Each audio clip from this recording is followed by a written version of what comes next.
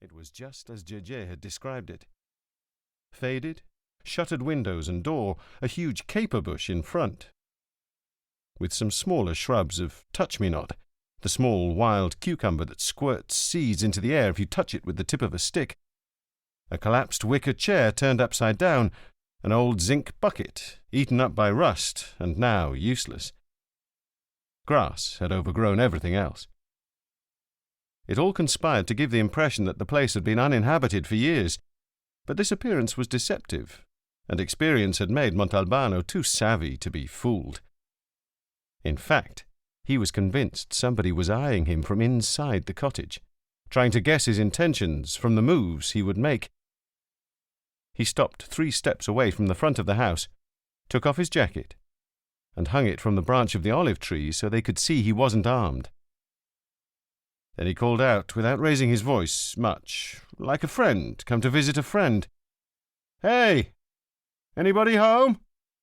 No answer. Not a sound.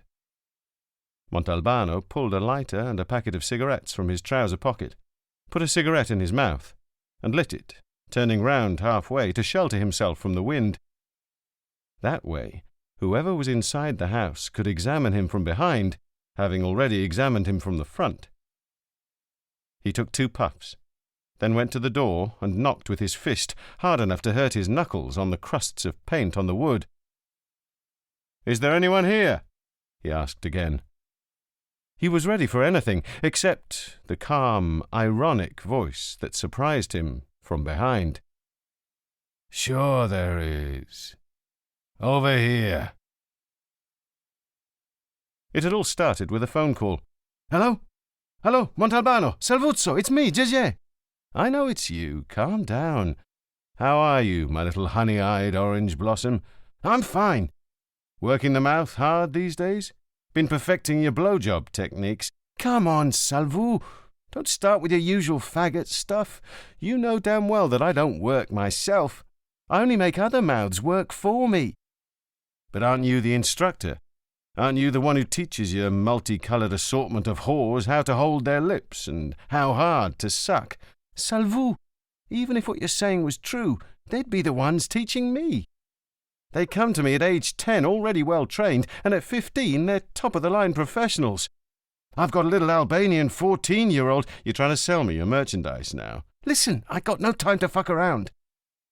I have something I'm supposed to give you, a package." "At this hour? Can't you get it to me tomorrow morning?" "I won't be in town tomorrow." "Do you know what's in the package?" "Of course. Mostaccioli with mulled wine, the way you like 'em.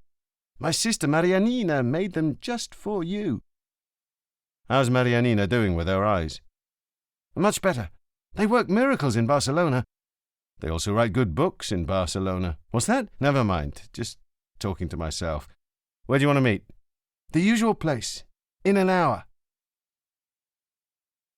The usual place was the little beach of Punta Secca, a short tongue of sand beneath a white marl hill, almost inaccessible by land, or rather accessible only to Montalbano and Gege, who, back in grade school, had discovered a trail that was difficult enough on foot and downright foolhardy to attempt by car. Punta Secca was only a few kilometres from Montalbano's little house by the sea just outside of Vigata, and that was why he took his time. But the moment he opened the door to go to his rendezvous, the telephone rang.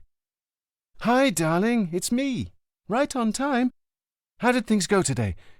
"Business as usual. And you?" "Ditto. Listen, Salvo, I've been thinking long and hard about what—" "Livia, sorry to interrupt, but I haven't got much time. Actually, I don't have any time at all. You caught me just as I was going out of the door." "All right, then. Good night." Livia hung up, and Montalbano was left standing with the receiver in his hand. Then he remembered that the night before he had told her to call him at midnight on the dot, because they would certainly have as much time as they wanted to talk at that hour.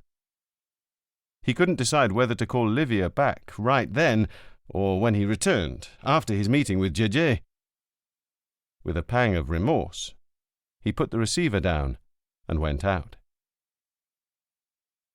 When he arrived a few minutes late, Gege was already waiting for him, pacing back and forth the length of his car. They had exchanged an embrace and kissed. It had been a while.